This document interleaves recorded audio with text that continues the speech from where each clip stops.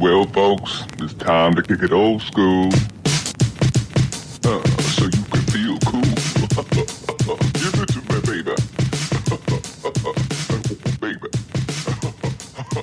Yeah. Welcome to the MC Variety Hour. It is Miles. No, Crawford. This week I do, however, get to talk to Rachel Miller. She is a powerhouse, an amazing human being, and you can find her as well on the latest episode of Married AF. They kick off the month of October with Domestic Violence Awareness Month, and it is definitely in one of my top 5 favorite episodes of all podcasting listens ever. Go to them after this podcast and subscribe, download, share, love, do whatever you gotta do. Rachel and I kick off this interview with my Skype recorder not recording. We meet up on Zencastr. All podcasting community knows Zencastr is a very pro-con situation. My mic dies, her power goes off, but this interview shall prevail because we persist. We always persist. That's right. This is a very woman-empowered podcast. But we also laugh a lot and talk about our kids, and we talk about life, and we talk about how we're going to set the fucking world on fire, you sons of bitches. I kid. Special shout out to Married AF. Thank you so much for introducing me to Rachel Miller. She is a complete delight, and I really have been so... I just feel invigorated from talking to her. And that podcast probably could have gone on for 7 hours had neither one of us had to go to work, had kids, any responsibilities, you know. What a good time. So thank you guys for listening. Please feel free, to share this episode. Go on milesandcrawford.com. Find out all the links and the books and the things that we talk about will be listed on there in the next 24 to 48 hours. As well as there's this great tab. If you hit how to donate and you push it, it will show us all the ways, will show you actually all the ways to how to donate to us. Before I become even more tongue-tied, here is my interview with Rachel Miller. Women we meet at midnight. Yay! So, Rachel, welcome to the MC Variety Hour, even though it's just, the Miles. Thanks for having me. No problem.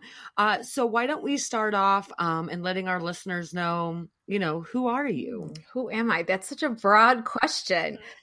I know. Well, maybe what is your specialty? What do you do for a living? That kind of stuff. Because if they've listened to Married as Fuck, which I'm sure they have, hopefully listeners listen to Married AF, they know a little bit. But if they haven't, let's kind of get to know what you're all about. Okay.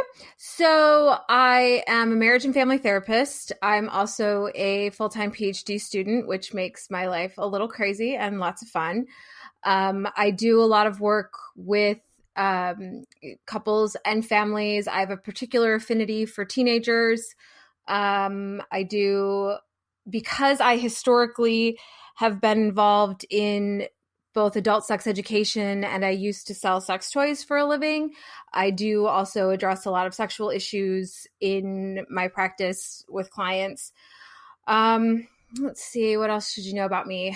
As far as my PhD, I'm currently working through my classes, but my dissertation focus will be on domestic violence, particularly around the topic of children who've been exposed to domestic violence who are still required to spend parenting time with the abuser. But that's sort of in the process and will be years before that's completed. But domestic violence is by far one of those topics that's near and dear to my heart. And if you follow me on Twitter or you're on Facebook, most people figure out pretty quickly that domestic violence is a topic I talk an awful lot about. Sorry, that's my dog. That's Jaeger. If you listen to Married AF, you're familiar with Jaeger. He tends to jump in occasionally. He's very loud. That is okay. I've got 2 Australian Shepherds and 2 kids running around the house, so we'll probably hear them at some point screaming. Yeah, he's a 95-pound golden retriever, and he's not quiet. and somebody just came home. So he's like, oh my God, someone's breaking into my house. No, that's just us. Oh, I love golden retrievers though. They're such good dogs. They're so loyal. He's such a good baby.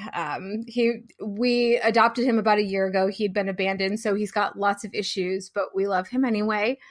But yeah, so that's the quick overview of me. I am married. I have 2 children. My kids are 20 and 17. Might have something to do with my affinity for teenagers. I spent 20 years in retail management. So, Oh, good you luck. know, I have a whole other life outside of what I do now that also tends to make me very fond of teenagers. You can't work in retail without hiring teenagers. So I spent a very long time in that world and working with them. And so they always have, it's one of those things where people are like, oh, well, do you just strictly do sex therapy? Do you strictly work with couples? And I'm like, no, I would never give up my work with teenagers. I love them far too much. And I think they need all the help they can get with grownups who think they're pretty great. So I'm not willing to do that. Marriage and family therapy allows me to practice, in all the realms. Best of both worlds. Yeah, exactly. Well, I think I agree with you 100%. Working in retail, I worked in the restaurant business for years. So it was one of those things of like wrapping your arms around those 15 and 16-year-olds. Yes. This is their first job. Yes. And you're setting the impression, and you need to make sure that they have an understanding that other bosses may not wrap their arms around them, or they may not care. I was the boss that was like, okay, if you're going to homecoming, do you have my number? If you're in bad times and you can't call your parents, like, Yes. I don't give a shit, call me. I am going to be that person, Right. boyfriend problems, girlfriend Yep. problems, mom and dad problems. Like, I agree. If you are in retail, hospitality, anything like that, you really have to understand that, for one, we can actually learn a lot from this new generation. Right. And 2, most of all, they can learn a lot from us. And I think if everybody stops saying, oh, she's only 16 or he's only 14, where do they know? Okay, Yes. I get it. But at the same time, they have so much potential about, like, they're in this process of figuring out who they are and what they want the world to be like and how they want to present to the world and how they want to live in the world. And that, like, if you put yourself back in that place, like, what would you have wanted from the grownups in your life? And why wouldn't you be that for those kids? And I mean, like you, I had a lot of my employees who were like, I thought all bosses were like you. I'm like, oops, sorry. No, they're really not. not. They're really Like, just you not. totally ruined me. And I thought this is how the world worked. I'm like, I'm so sorry. Like, my kids even refer to a lot of the people who used to work for me. Most of them were girls, because I managed a Justice and I managed a Forever 21. And so it was a lot of girls who worked for me, but my kids call them the sisters. Like, my kids are like, no, we have older sisters. People are like, your mom's not that old. Like, how does your mom have, kids that are like in their 30s? They're like, no, but they're not my sisters, but they're my sisters. So they became really a That's part awesome. of my family. And, they hold a really, they just hold a special place in our lives. And I don't know, I think teenagers get a bad rap. Yeah, I agree. I think they get an extremely bad rap. And some of them, like, I've met the ones who just weren't taught any better. Right. And so how are you going to stand on your soapbox and judge this kid for what they never knew possible? Right.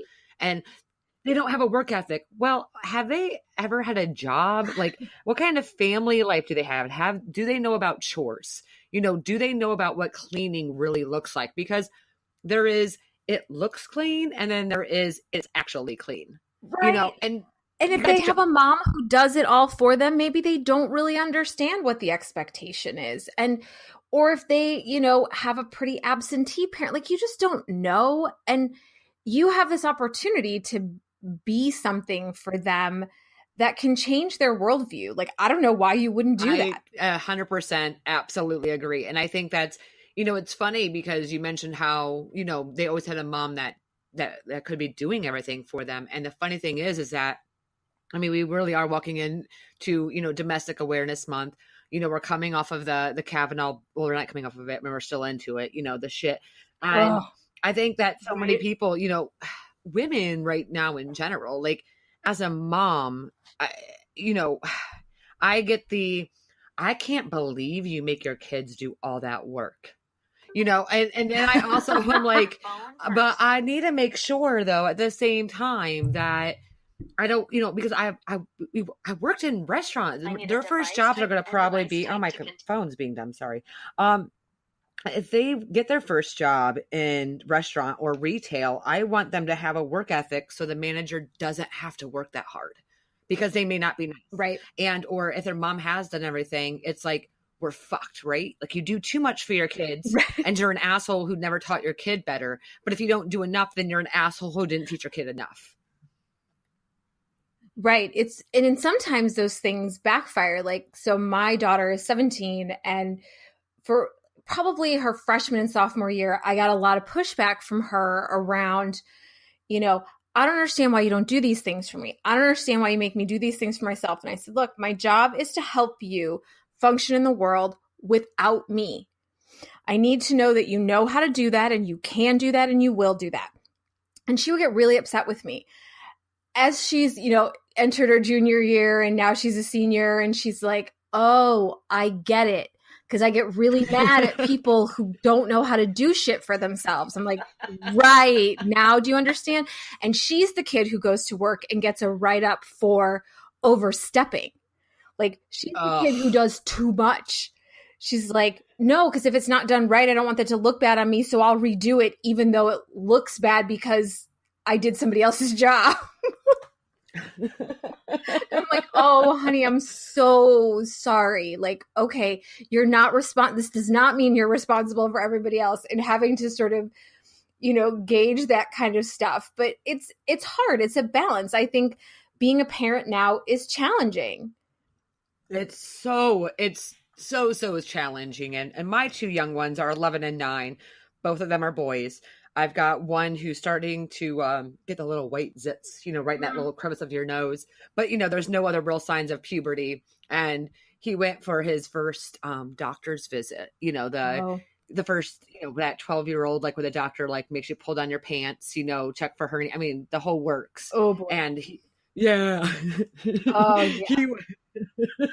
He was so like shocked from the experience. And I'm sitting there, I get it. It's terrifying. He's 11. Nobody's ever touched him and looked at him. And, she's talking about puberty and the size of his penis and how tall he's going to get. Like having this which I'm very open, but he's never had a stranger, right, be this honest. And so right now he's in the same thing where he's fighting me. And also I'm trying to like teach him about the ways of the world. And me and him, Gardasil came up. Oh, and yeah. So that's a big thing. I not a big fan of it. The husband was all about it. And I said, buddy, this is your choice. It's your body. And here is the options that will happen. Like if you don't get it, you could be a carrier of HPV. Right. There's all these things. Yeah. These are the lead up to it. Also, there's side effects that I don't know how you're going to react because you've never been allergic. You don't have any symptoms like, the pro cons, like what happens before you get the shot. Like you should be fine, but if not, like there could be severe, like life-threatening issues. But that's how it is with any vaccines. Mm-hmm. But just so you know. And we sat and we talked about it. And the doctor came in. He asked the doctor a few questions like, do you think I need this? How many kids have gotten sick in your doctor's office? Good for him. Right. And then he looked at me and he's like, can I get this shot, Mom? And I'm like, absolutely. Like that's because again, I get it. He's 11 and you're the mom and you make the decisions. But Gardasil to me is very new. We didn't have it when I was there. Right. It's not your MMR. It's not polio. It's something that's newer. Mm-hmm. I've seen the horror stories, right. And I've also know that like, hey, I've had but I do have HPV and I have no idea where it came from. Right. It could have been from the first guy I slept with or whoever, like, so one of those things where I'm like, if I have it, more than likely he's probably a carrier, you know? And I'm not ready to tell him all of that yet. Right. But to know that he at least made that first jump and said, as my body, and knowing, you know, it's not even about his affecting, like he said, he goes, well, Mom, I don't want to get any girls sick, so I should get this. And thank you. Yeah. And what you gave him was like bodily integrity to have, like, we can talk about this and we can explore this and you can ask questions about this. And then I'm going to support the decision you make. And in some ways, this is also about consent. Like, we as parents don't always think about the fact that we very often demand things from children that teach them that they don't need to ask for consent. Like, yes, that they don't need to get consent. We do it to children all the time. I am bigger. I am older. I have more power over you. I will tell you what's going to happen to you. And I will make the decisions because I'm the grown up and I get to. Yeah. Yeah. That's the problem with that is, look at how that ends up in society. Mm-hmm. Like, we should probably think about that. Exactly. And that's always been, you know, kind of, like you said, parenting is very difficult. You know, it's because of those things, because, you know, having to even teach my husband that, you know, go give that person a hug. Like, they want to hug you, hug them. I'm like, no. And I remember our very first like battle we had over this. And he's like, Amanda, like, that's rude. Okay. I don't give a shit that it's rude. At the same time, like, he doesn't know this person that well. And not only that, but if he's not in a state of mind or in a place to put his arms around somebody, we're just teaching him that it's okay to do something to somebody that you don't want to do because somebody is telling you that, you know. And, well, yeah. My husband thought I was insane for a hot minute until we really like had the evening to talk, you know, because again, it's something that parenting, like, they don't talk about in the books, is that what you think you have an idea of how you guys are going to raise a kid together or two kids together until the shit actually starts happening. Right. Well, this stuff shows up in couples therapy, even, like, and in couples therapists, oftentimes there's this dilemma around, like, how do you give space for parenting stuff because that's their daily, right? Like, yeah.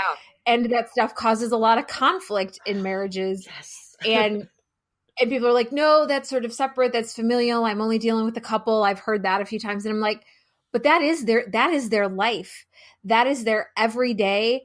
It trumps everything else that's going on in your world, because those little bodies that you are responsible for take up huge portions of your energy, your thought process, your commitment.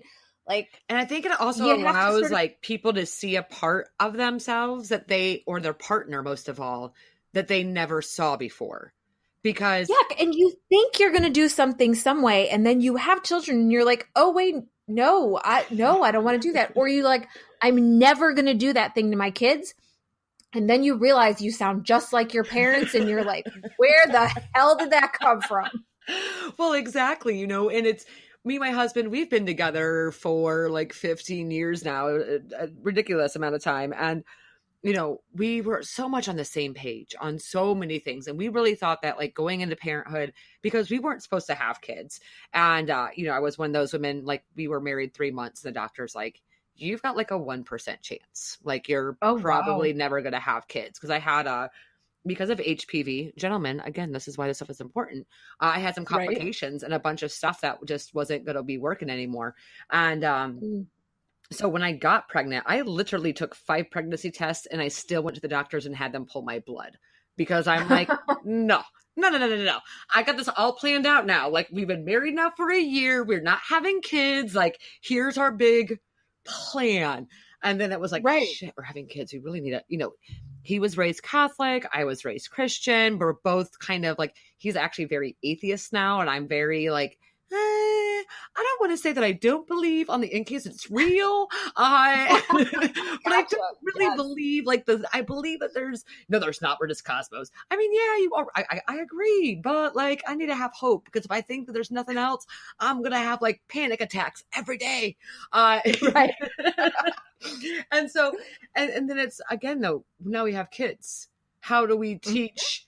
You know, I got my 9-year-old very much believes in Jesus Christ, believes in the Bible, loves reading the Bible, takes it out every year at the library, though I have 3 in the house, wants to pray, you know, which we're all about, you know. And then I have an 11-year-old, however, who's like, God's not real. I don't know why you believe in him. You know, I'm like, stop it. Just let it.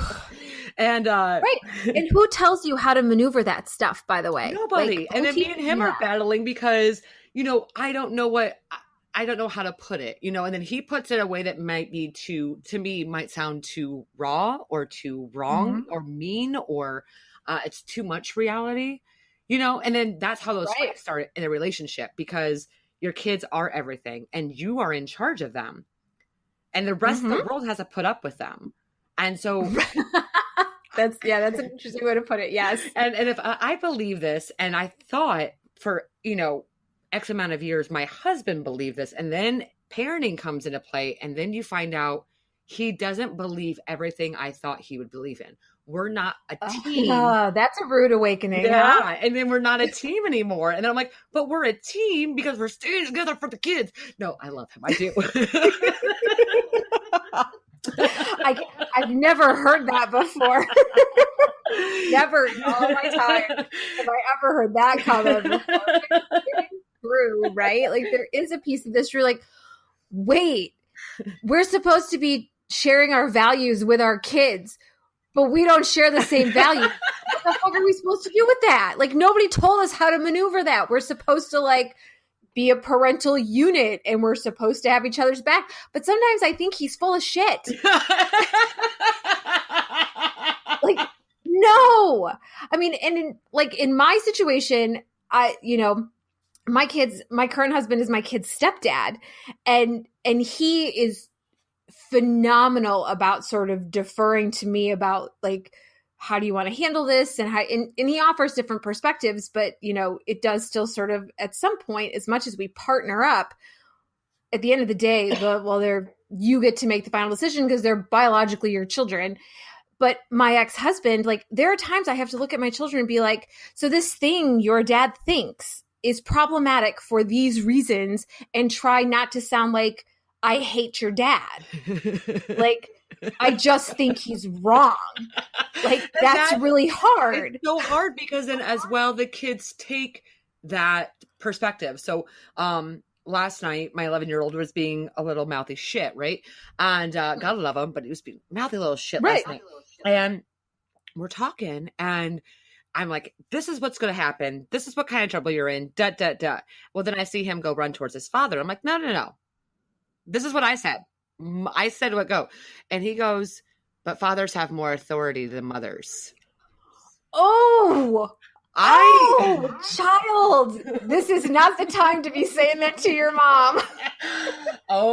And finally I was like, that's it. Called on the husband. And I said, here's a situation. Here are my stance. And by the way, your son, apparently not mine right now, wants to let you know that you have more authority in this house than I do. And I'm like, I'm walking away from this, and you better straighten this out. Because I can't. And I literally had to walk away, and I don't know what happened, but I know that today my 11-year-old has been like, Mom, I love you. Thank you for dinner.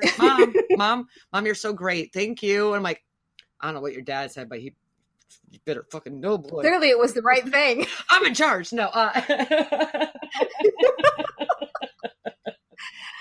but I mean, like, this is the stuff that's hard to maneuver because, you know, you can be the most feminist of mothers and you think you raise feminist boys.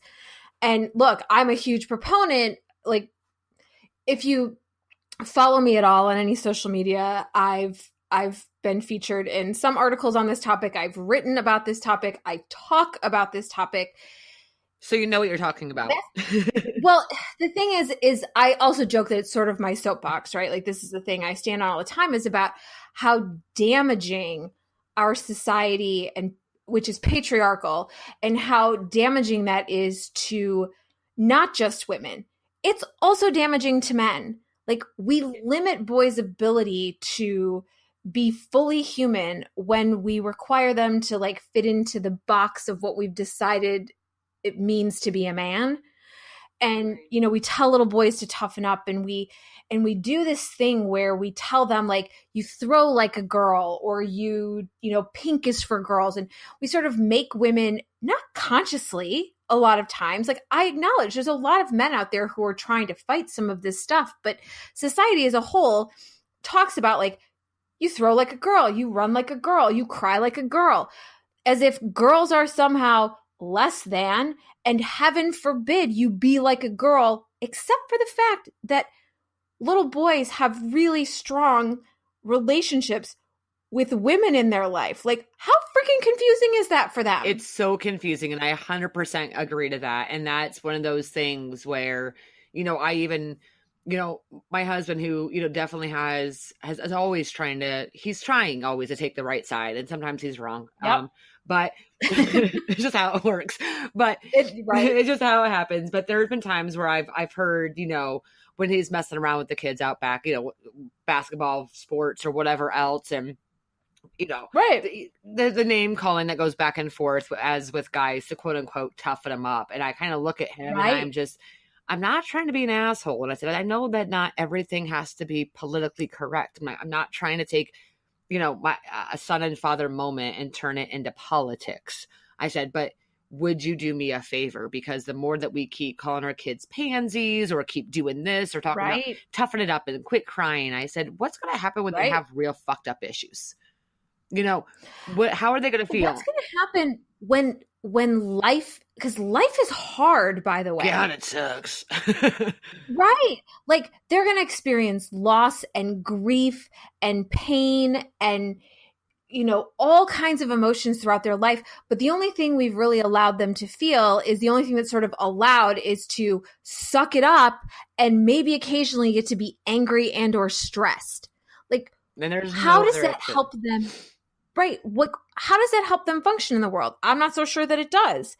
And if we want to, you know, the hard part is we do this thing around, well, I don't want to make it political, but the truth is life is political. Yeah. I don't know any other way around that. Like, we live in a patriarchal society. If we want to get like all feminist theory, like bell hooks on the situation, we can say we live in a imperialist, white capitalist, white supremacist patriarchy. That's the system within which we reside, and it impacts our everyday and everything we do and every decision we make. And I think that there's so many men that just don't get it. And I know that it has been around for a while, but the one thing about the Kavanaugh situation is that it speaks volumes, is it's about some teacher. He goes to his class or whoever, and he says, you know, what do you do daily to make sure that you're not raped? And here's, gentlemen, you know, here's 20 lines. Tell me what you do on a daily basis to stop from being raped. And the guys are, I mean, literally, number one, only answer is, I don't even think about it. And then the girls' responses are like, which I do. Don't walk alone. Put the keys in the middle of your fingers. Always carry mace. Do this. Always have somebody on the phone. Always, you know, set your location. All those things, you know. So the guy who does that exercise, who created that, is Jackson Katz. He has a really great book called The Macho Paradox. And he talks about the problems with the way masculinity is perceived and practiced in our society, and the problems with that. And, you know, men don't think every day about the things women do to just be safe. Like, I mean, absolutely. I would have to agree. I don't. And that's one of those things that I think even my husband has become more aware of. For the last 2 years with my job, I've done a lot more traveling than I ever have. And so suddenly, you know, I'm sitting there and I'm constantly like, hey, you know, today I'm meeting everybody here. So like, I'm walking on the street, or I'll call him and he doesn't answer. And like, I'll ping my location. And it took him a few times before he was like, what are you, like, I love you. And I thank you for keeping me updated, but like, you don't have to do that. And I was like, oh, honey, no. I know you think I don't have to do that, you know, but That's actually for my own well-being. Yeah, it's for like my own well-being, my own sanity, that I feel like there's somebody else out there that cares or that will know, or if I come up missing. And, I always made sure, hey, by the way, this is who I'm traveling with. Here's our phone numbers. Everybody I travel with had his number. That way, if anything ever did happen, everybody was on a communication.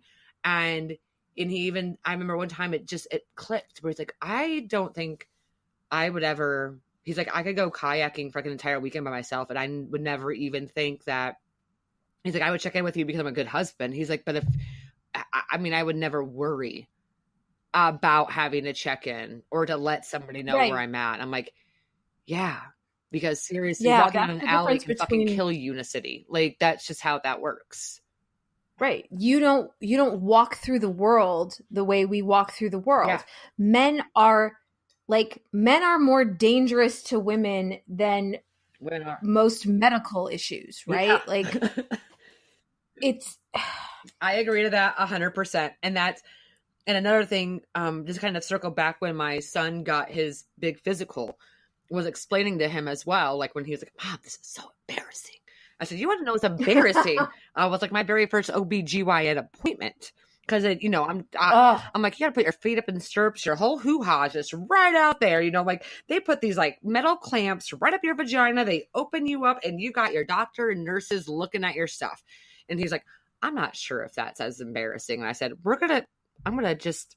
you're 11, so I get it. You don't understand the vagina yet. So when we came home and we told Dad about it, I told him, I was like, hey, husband, the kid over here thinks that getting your balls checked is not as invasive as going to the OB. And Andy just went crazy. I'm like, okay. But again, it's right now at 11, I have to explain to him, like, by the way, I'm not trying to say my life is worse than yours, but I wish that our appointments were somebody touching my tits. Like, I wish that's all that the appointment was. Or maybe like, you got some puberty going on down there. Everything looks okay. Right.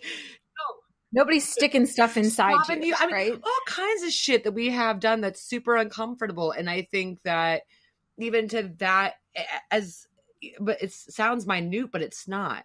Do men have any idea, like, especially as women, like that very first time, some of these girls, before they even have sex, have somebody, and sometimes it's not always a female doctor, regardless of the female. Oh yeah, mine wasn't. My first one wasn't. I've never had a female doctor, and it's one of those things that, you've got somebody down there. They're all up in your shit, and you don't know, right? Is this safe or not safe? And how do you learn the safety they don't of this? Ask you. Right. They don't ask you, by the way. They tell you what they're going to do. It's not are you okay if I do this right now? How are you feeling? Like, they don't check in with you. They're like, I'm going to do this thing right now. And you're like, okay, fine, I guess. Because I don't really feel like I have much of a choice, because the medical world says this is necessary for me to do. And so I have to let you do it. Yep. Right. Like, this is. It almost is kind of like how NASAR got it. Like, I'm not saying that those girls weren't old enough to understand what was happening, because all of that, but with the NASAR case especially, though, that was grooming. That was complete and utter grooming. Yes. Is what that was, and making those girls believe that was what a regular obstetrician, that was normal and acceptable behavior from a doctor. What the fuck? I can't imagine. Like, those are the things that I remember when I was watching, a lot of that, or hearing some of the stories. I mean, just hysterically, like, losing it. And, I mean, that's been the issue even with the Kavanaugh case. Like, watching that as someone who experienced sexual abuse as a minor, like, you watch it. And as someone who is also a domestic violence survivor, you watch what happened to Dr. Ford, and you are like, right, this is why we don't tell people, because this is what happens to you when you tell people. They make you out to be like a liar, and, they question your integrity, and they rip apart your reputation, and still people don't believe you. Like, this is why we don't talk about that shit. That, but again, as sad as it is, and I know everybody has seen this statement somewhere, on Twitter, but seriously, so it's okay for an 11-year-old boy who's now 41 to come forward and talk about being raped by a Catholic priest. Oh, exactly. But it's not okay for a woman who the 80s. And I always had to remind people, like, seriously, it was 1974 before you assholes allowed us to get a fucking credit card. And you think in 10 years, right? From like in 10 years difference, that suddenly we would be okay with coming forward about sexual assault and rape? Because that's not how this works. It was 2005 before they weren't allowed to fire us because they sexually harassed us and we said something about it. 13 years ago. Now, I mean, obviously there was good business practice was if you're, you have sexual harassment, you get rid of the guy. But it wasn't made law until 2005 before women were like, hey, by the way, I could actually turn to my boss and not lose my job. 13 years ago, and that's it. And let's be really honest about that. That might be the legal truth. But you and I both know that that's not the practical truth. That ramification comes in many forms. And you report, you gain a reputation around the fact that you reported. People look at you like you cause trouble, you become problematic, all kinds of words that they add to your files around those things. Like everything you do suddenly becomes a problem. Yes, absolutely. And so it's not that simple. Like this whole bullshit of, she should have reported, that whole hashtag on Twitter, why I didn't report. Look, the reasons why I didn't report are massive. And some of them were just, we were children and didn't know we could, by the way, assholes. Like, we didn't know that was an option for us. We just knew we felt like shit after something had been done to us. And it's interesting to me that there's this, like, though the statistics, and Randall from Married AF laughs at me all the time because he's like, no, you talk about that stat all the time. I'm like, right, because I need to drill this into your heads, gentlemen. And I use that term loosely, that the statistics of false reporting, and I'll couch this as false reporting against white men, is 2 to 8%. That means 92 to 98% are telling the truth. The numbers tell you she's telling the truth.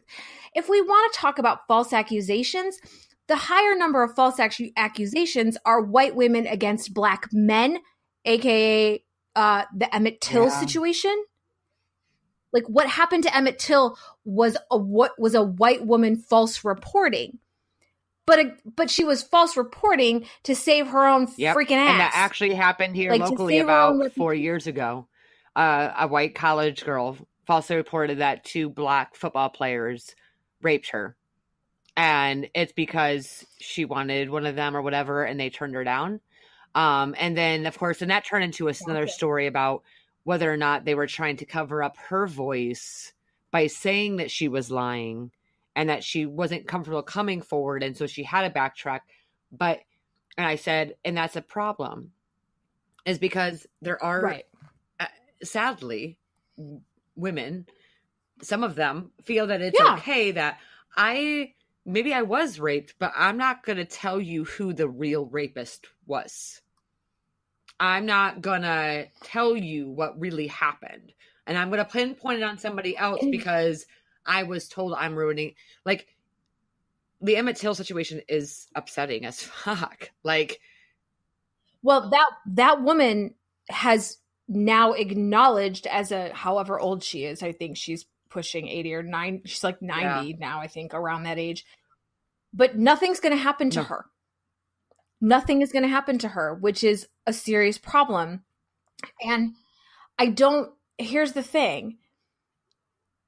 Even if we look across the statistics of the number of false reports, those are minimal, right? Like, which means I'm not sure why you would err on the side of disbelief in a woman rather than believing a woman.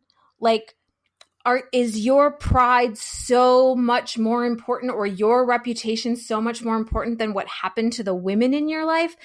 And the hard part about this is, and I get this for men on one hand, right? And I know the domestic violence number is 1 in 3 or 1 in 4, depending on which stat you're reading. 1 in 3 or 1 in 4 women have been physically abused in their lifetime, will be physically abused in their lifetime.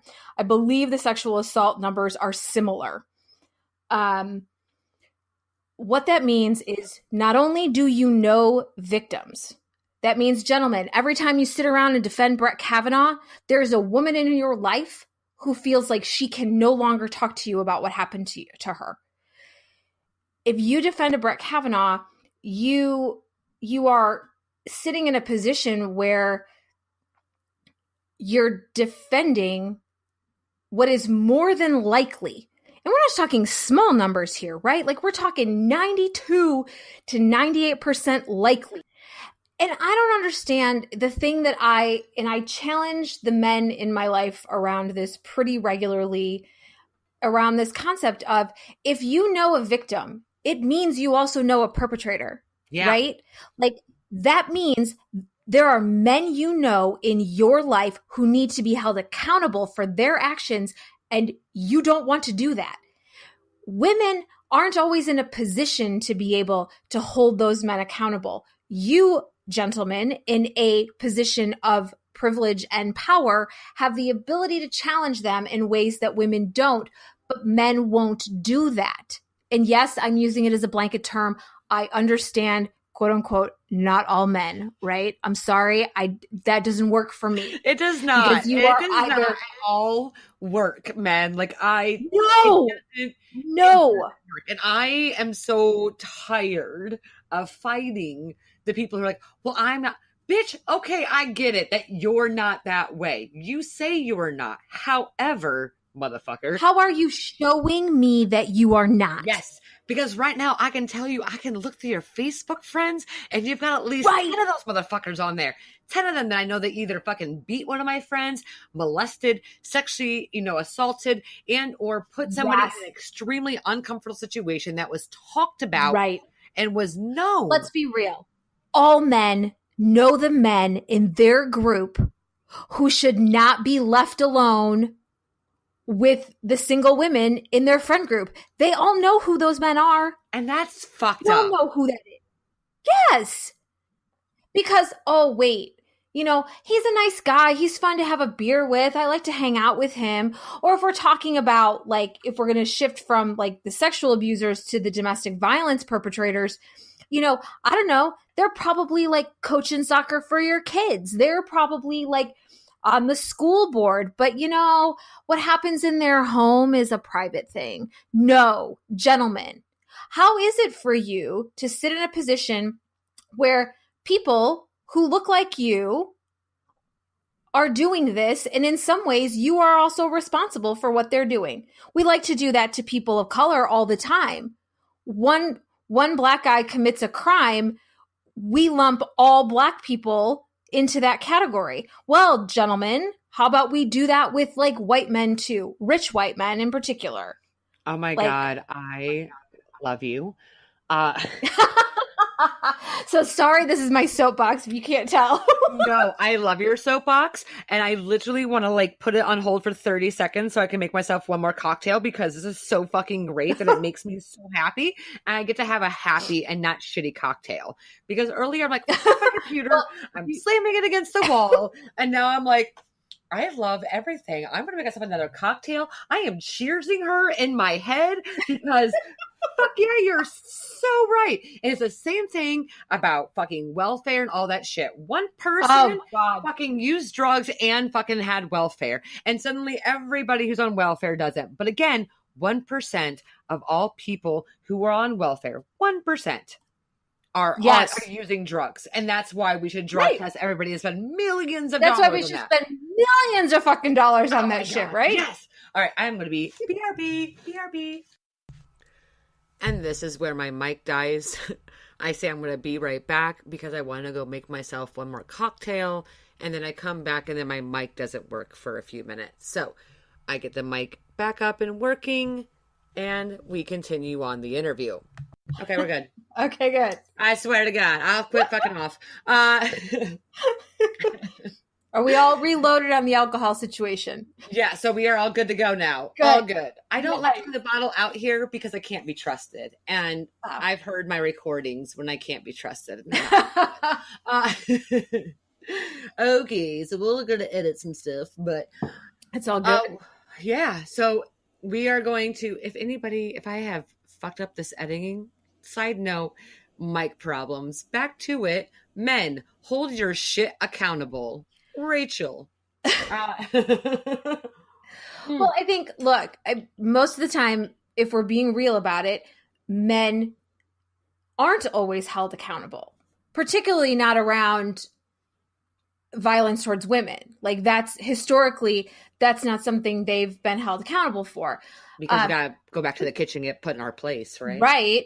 But the expectation that of what's expected of women, what's right for us, what's, whatever, like you can feed into the whole bullshit of the patriarchy and women are less than and all that garbage, right? I don't believe that a lot of the men of today believe that in theory. Like, I don't think they believe that in theory. I talk to lots of men who don't. And yet, this idea that you might need to be more than a bystander and watch these things happen, that you might actually need to, I don't know, step out of your comfort zone and hold some men fucking accountable for their actions, that's really foreign. And that's what we were talking, like, that's the most upsetting part, because I was always that girl that took pride for a lot of years, that like I always had more guy friends than girlfriends because girls are drama and blah, blah, blah, blah, blah. Right. And then I realized, honestly, I'm not even going to lie. It was yesterday in the kitchen when I realized, holy fuck, Miles, how many times have you been told that you're dramatic?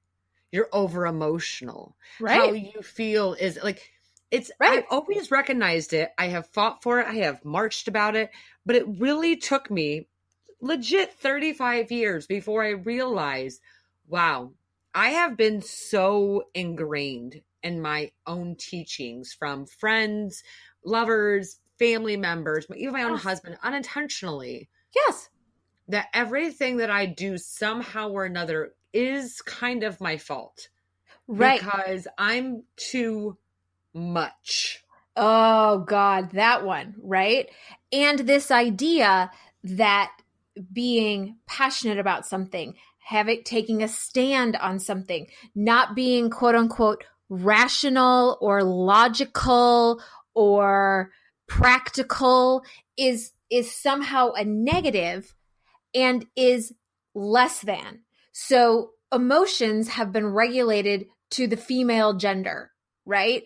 Like men are practical, they are rational, they are logical, they are about the facts, and women are overly dramatic and emotional and, not capable of rational thought. Bullshit, by the way. And not to be whatever, if we want to talk about what happened with Jeff Flake in the elevator. Jesus. Right? So two incredibly courageous women had to go to him, corner him, and say, no, you're going to listen to me and you're going to listen to my story and you're going to understand that what you're about to do impacts me as a person, as a woman, as a survivor. You need to know that this impacts me and we're going to hold you accountable. The truth is women shouldn't have had to hold him accountable. Women shouldn't have Brett Kavanaugh should have never made it this far. Right. If history had ever learned or allowed us to grow at all whatsoever. But white men don't want to give up power. No. And I get that, I say this and then it's like, Rachel, you're a man hater. No. Some of the most important men in my world are, close to me and men I genuinely love and care about. And they are also men that I have watched hold other men accountable for inappropriate and unacceptable behavior. That's why I can trust them. Yeah. And I That's think how that I men know that don't- they're on the right side. Well, exactly. And I think that men don't understand that Mm-mm. it's one of those things. Like, I was cracking up the other night because, I mean, I wasn't cracking up. I was actually very upset about it. But then I learned to laugh it off because I'm a woman and that's what I fucking That's what we totally do.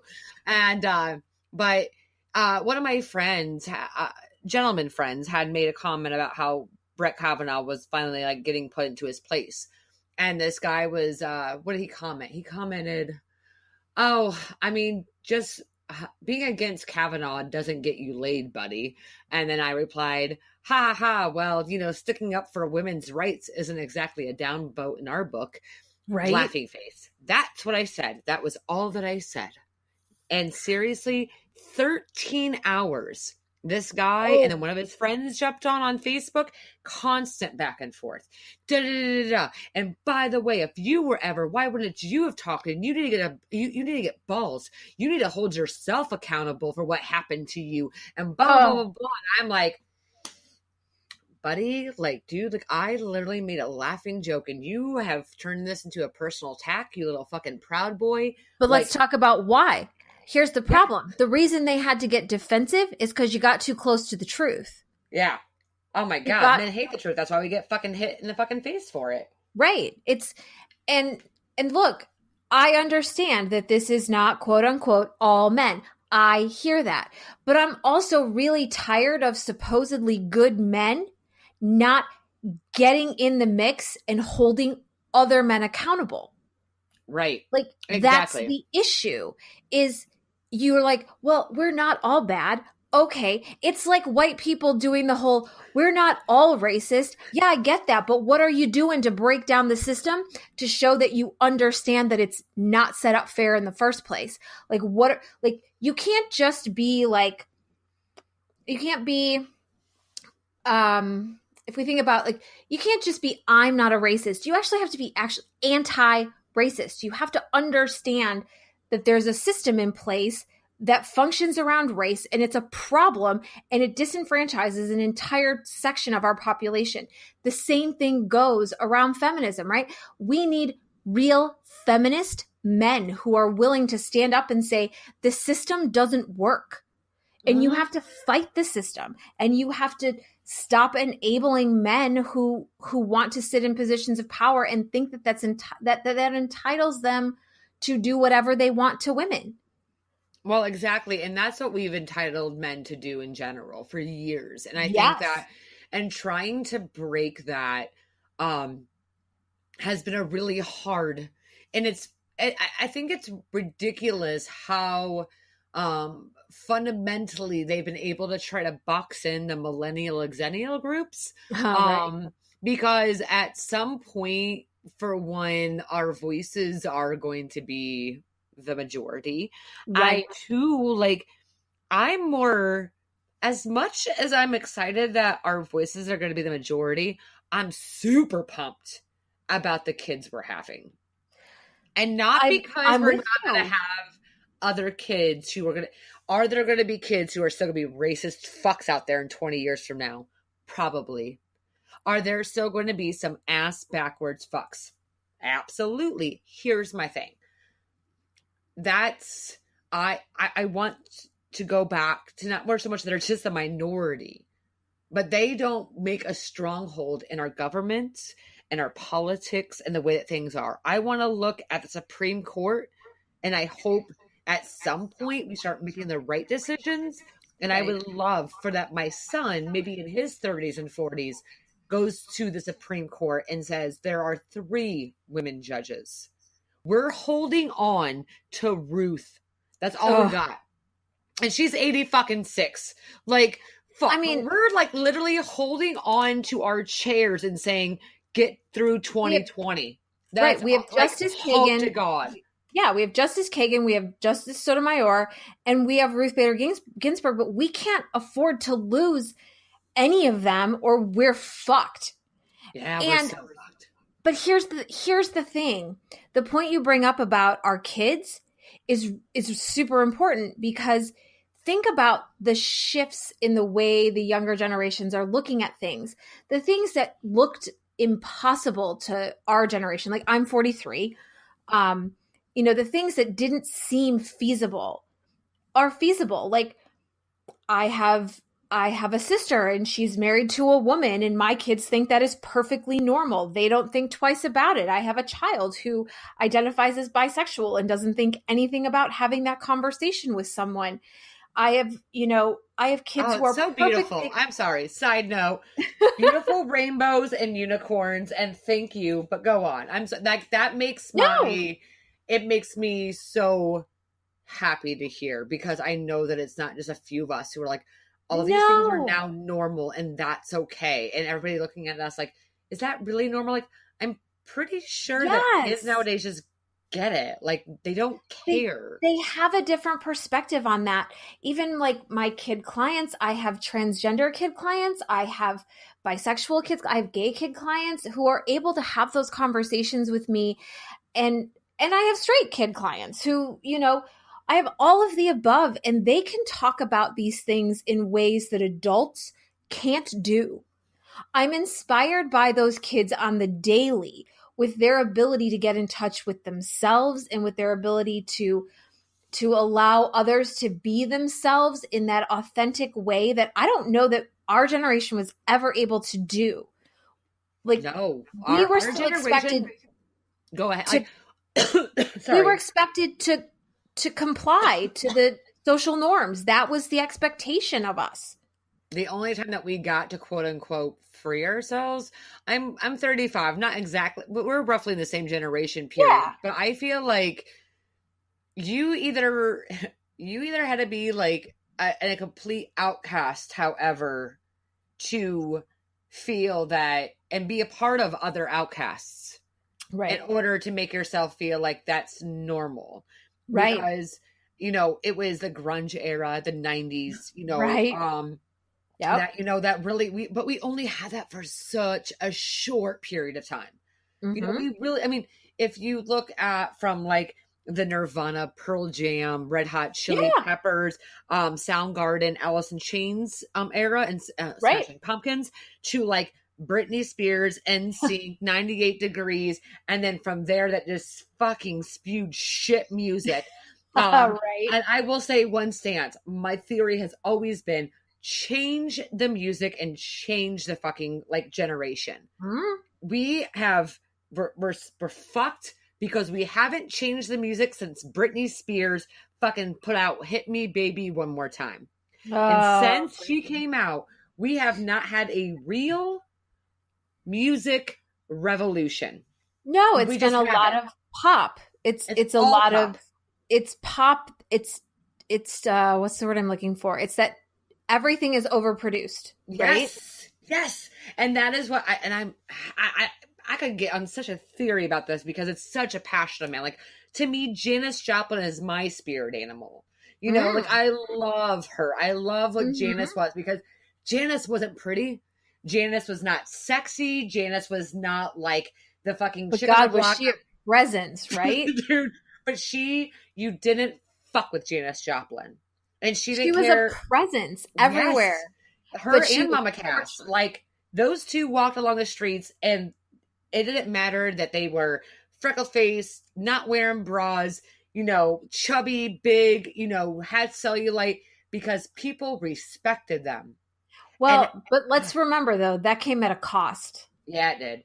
The reason she's not with us is because that came with a cost. I know. And it fucking sucks. Like, yes. And we never had it again. There's a cost.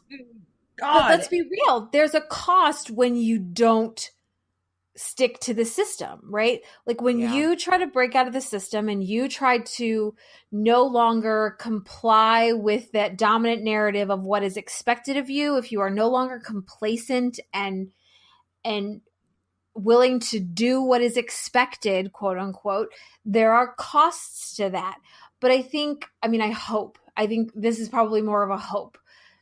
The younger generation appears to understand the importance around allowing people to be themselves, and the importance of allowing escaping this idea that everything is binary and everything is black and white and everything is yes or no, good or bad, positive or negative, and understanding that that people get to be in the world, right? They get to be who they are. And some people get that privilege right now and some people don't. And I think that's the one thing that our kids are learning. And that's, like I said, it's the most exciting. And it's the most heartbreaking. And it's the most exciting because, trying to, I like the show Blackish, right? I think that it's really great. And this last season, they got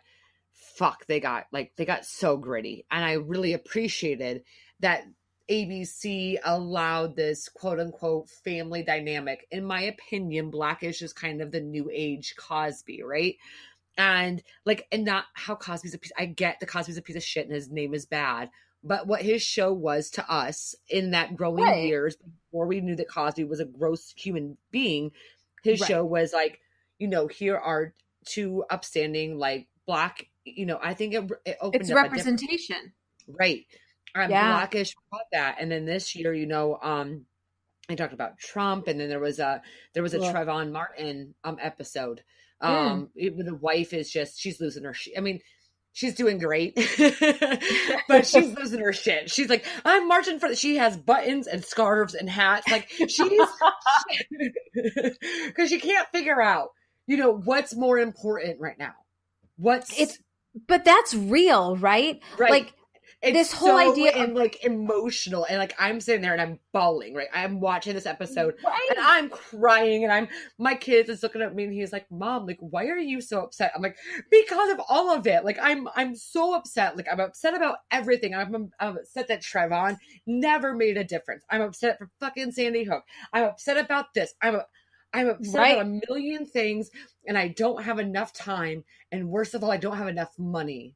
I don't have enough money to go out there and make a difference. Because if for 4 years, I could actually get paid the same wages as men and have the same value and my voice heard the same way, I would have made more money, more impact, and done better. Right. But I can't because I'm a woman who with not the real experience they're looking for, but willing to take a chance. Well, let's be real. A lot of that's a bullshit structure to begin with, set up so that you can't. Mm-hmm. That's the bullshit they feed you. And a lot of these narratives that are out there are bullshit. Anybody at any time could break that and choose to take a chance on somebody who maybe doesn't fit, quote unquote, on paper. But they don't. And the reality for women is different than the reality for men. And it's in the similar way that the reality for people of color is different than the reality for white people. And let's be really honest when we talk about the fact that even as white women, we have it way better than women of color. Absolutely. The fact that we don't, if we think about Dr. Ford and the position she was willing to put herself in, part of how she got to that place was because people were willing to listen to her because she had the credentials, the correct language, the correct demeanor. She's an overall likable person. If she were a poor woman of color, she never would have had her story heard. No. We need to be real about that. Women of color get fucked on the daily, and they get fucked by white women on top of that. Right. And it's so frustrating because white women I feel guilt because I'm not. I feel okay. I'm empathetic, and I'm so what do you do with that? What do you do with the guilt around that? I feel I hear you. I feel guilty because as a white woman, I know that we as white women sort of fuck up all the time, right? 53% of us voted for Trump. God. Oh my, we are why. 98, I heard this statistic just today. 95% of Black women voted for Hillary. I'm like, oh, because as usual, we should have been listening to Black women. That's just the truth. I don't even know. Have we given a majority of Black women an easier way to vote? I mean, gerrymandering and where their neighborhoods are, all those things are, again, like you said, it's how do we, like you said, there's a privilege. The privilege is my voting booth is not only within very quick driving distance, but It within is walking 2 distance. minutes down the road from me. Yeah. There's never a line. Nope. I'm never late for work when I have to vote. Yep. I get simple. in and I get out. Yep. And that's not always the case. And No, Dave it's not. Chappelle put that on. I'm not sure if you watched his newest Netflix special. No, I haven't seen it yet. Oh, it's so good. So Dave comes out of the woodwork and he does this 2-part series, which everybody's had it really is, I feel like, divided like yay or nay about Dave Chappelle, because Dave Chappelle's really, I think, being Dave again, and not Comedy Central Dave, not this. Okay. He's being Dave Chappelle. And he said, here's the difference. Like when I went to go vote with Obama, like, and he's from my area in Ohio. Like when I went to go vote, then not my area, but he's about like an hour and a half south. But he's like, you could tell the excitement. You could tell that there was a right thing going on because there was people, there was lines. Shit, there should have been barbecues within those lines because everybody was so excited. They were hugging each other. They were so pumped. The world was going to change. Right. And then you go back this year and that line is like 2 people. And we lost faith in the process. We did. We lost faith in the process because everybody assumed, and this is another thing about being a woman, which is fan-fucking-tastic. Everybody assumed that they were only voting for Hillary because she was a woman. And everybody assumed that we didn't vote for Trump just because he might have said some uncommon politically correct words. That was the overall. And I'm like, no, first of all, I didn't. Look, it's not that I believe. I've honestly never been a fan of Hillary Clinton. That's just a 90s perspective baby, okay? There's nothing wrong with her. I didn't like her. Did I vote for her? Fuck yes, I did. Because fuck Trump, all right? Right. I can't vote for Bernie. Shit. I can't. Here's the interesting perspective around that, right? When push comes to shove for white women, we tend to stick historically with we stick with race over gender because we know where the power is. Where is the power? With white men. That's why we stay there. And no, I didn't vote for Trump either. I damn well voted for Hillary. That's the end of the conversation for me. But I'm still part of that collective group, right? I'm part of the white women. 53% of white women voted for Trump. Why do you think that is? Because they know where the power lies. The power lies with white men. And they thought that more was going to get accomplished with a white male in office and a white female. And that's the fucked up part. I remember even the people who were like, well, I'm not racist. I was originally going for Ben Carson. Ben Carson was a fucking moron who thought the pyramids were stuck with fucking grains of wheat, for God's sakes. Don't tell me that Ben Carson represents all black people. It's like saying that Betty DeVos represents who I am, because she doesn't. Didn't she do great things for Michigan? It's so close to Ohio. No. Betsy DeVos is actually from the world that I grew up in. She's from the Dutch Christian Reformed world. She's a graduate of Calvin College, which is something that's the religion in the format that I grew up. I'm like, boy, I hope the people I grew up with in the world that I, was supposed to stay within understand that that's what's representing us right now. That's freaking fantastic. No, she's not. She's ridiculous, and I can't deal with her shit. Oh my God, I want to punch her in the face. I cannot wait. I really, it's one of those things that I'm really pumped for the day. I hope that Betsy comes to my town. I do. I will legitimately go to jail for a weekend for throwing some eggs at her. I need something. I can't wrap my head as well around people. I get breaking the Common Core status. I don't get Common Core, I get that, but she's not helping that situation. No, and you think that privatizing all school, again, though, it's because she's a capitalist. At the end of the day, she's about the money she can make, or she can make other people. Yes.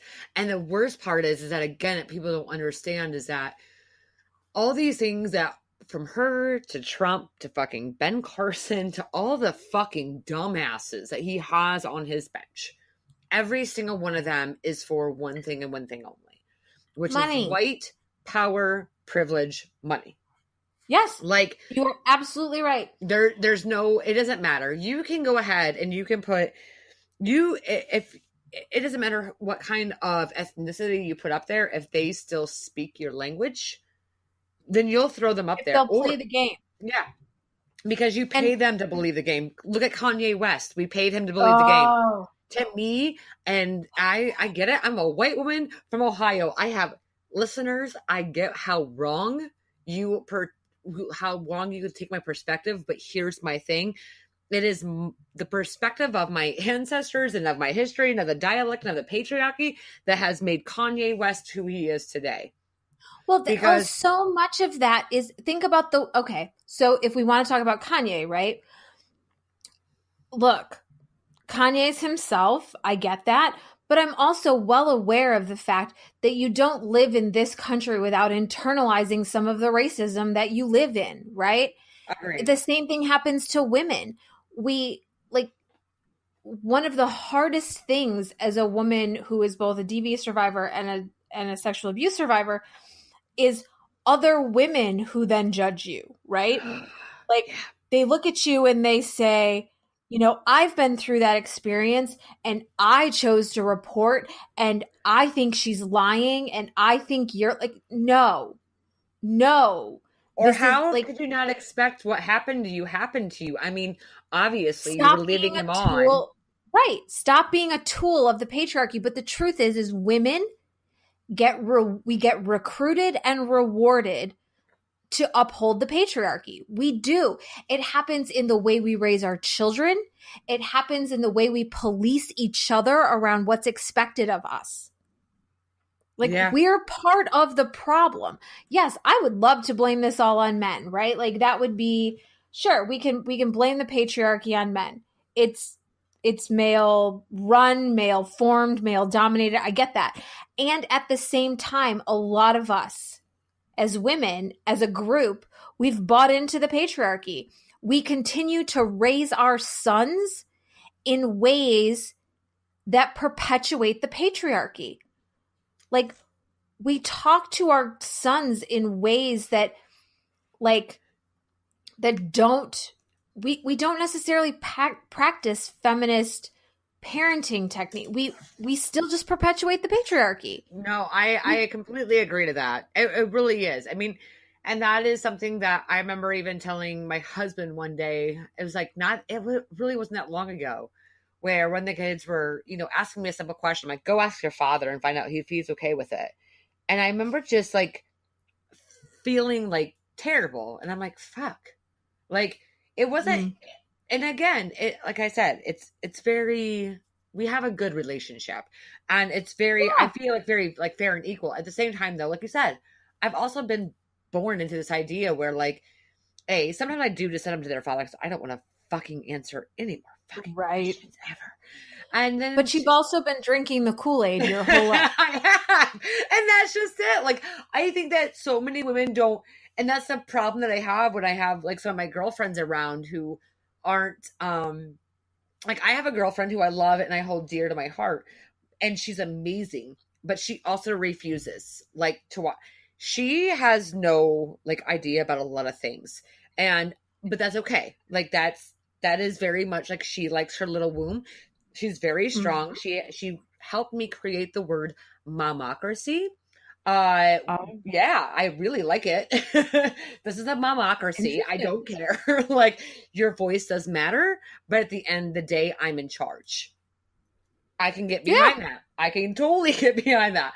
Right? I love her. But she's also, very kind of like unaware, of how bad things are. That's a total privilege. Yeah. That's a position of privilege that allows you to be like, look, if people don't think they own a piece of privilege, if you believe that something isn't a problem because it isn't a problem for you, then it's a privilege. You sit in a position of privilege. Yeah. And that's been a really hard concept. Like, I mean, I totally get it. And I'm not going to break the boundaries. I mean, when you don't even know that there was when you don't understand like the deep concept core of like a typhoon that hit Japan and Fukushima, like because you've been so, this is where I'm at there, which is fine. Right.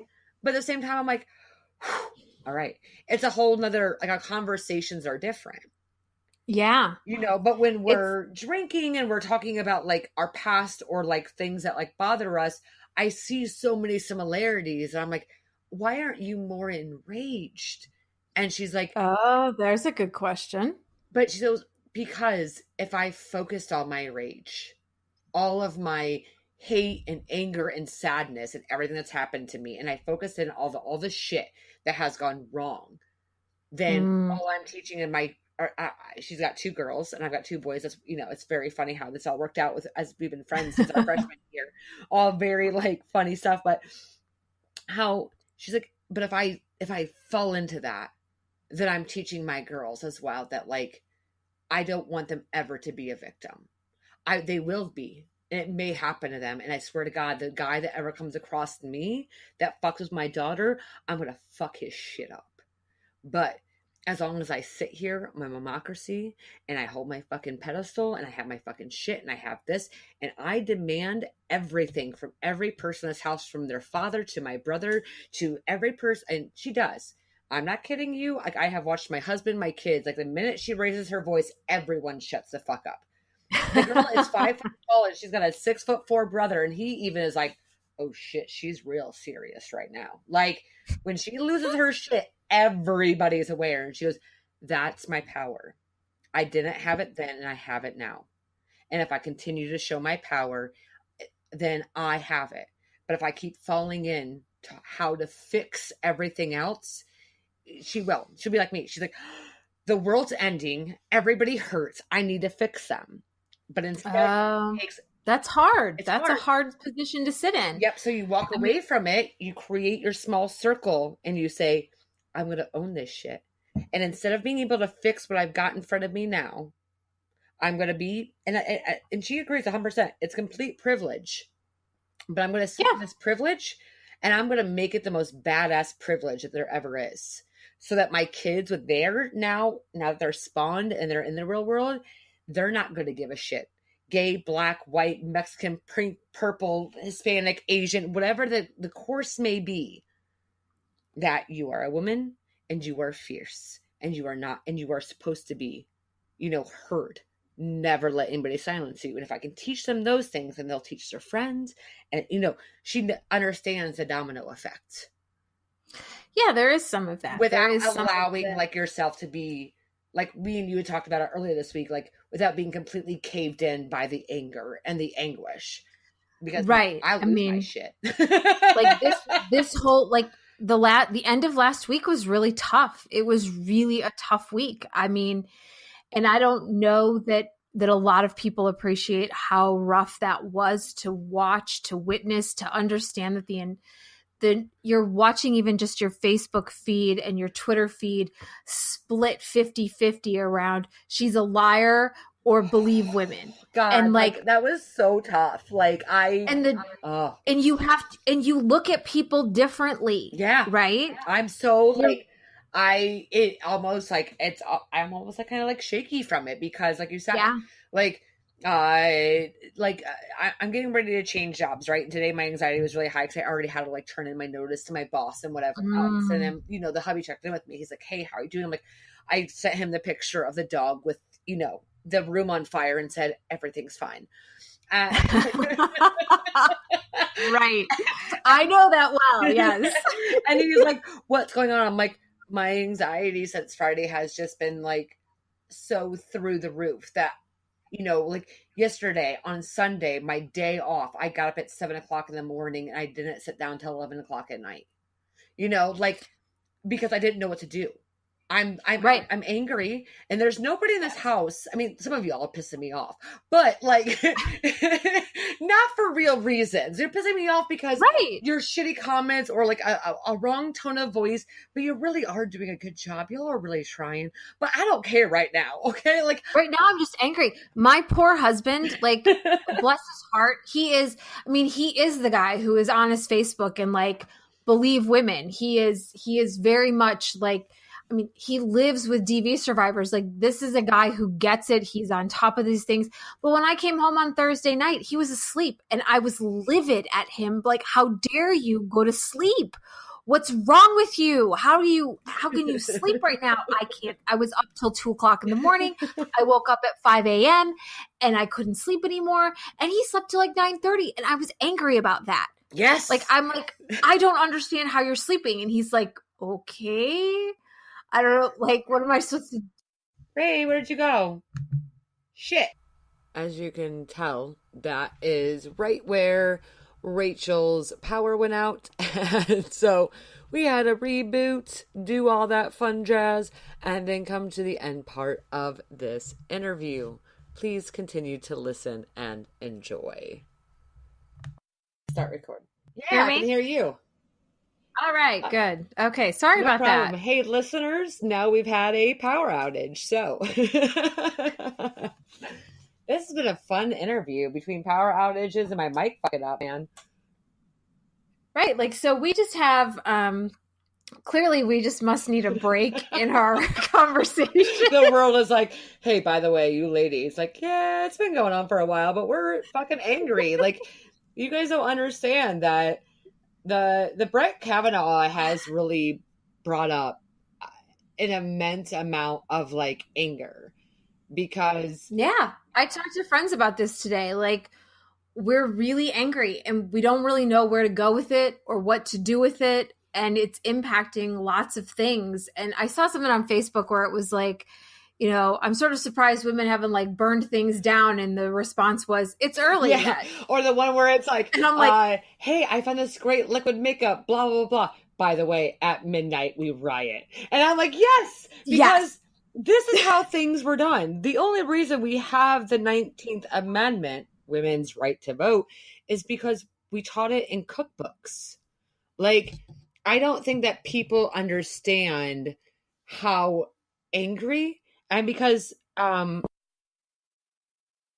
you said, you've been a survivor, and I've had my own assaults and my own I've been hit only once, but the emotional abuse of things have definitely lingered on for years. But I got so good at being not a victim that being a victim again really fucking sucks.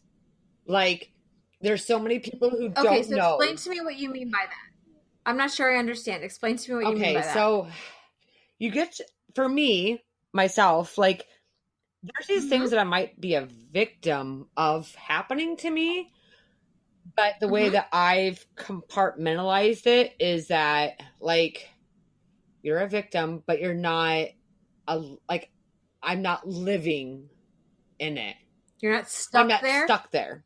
And I got to a point where I'm like, okay, I'm not going to be a living victim every day, because I was there for a lot of years, and it brought me to the point where, like, I remember, like, got to the point where I went to, like, my dad, which was a really hard thing to do at the time, because me and him had just, like, my dad's an amazing human being, but we had a really rough beginning, I guess we'll say, at the beginning of my childhood.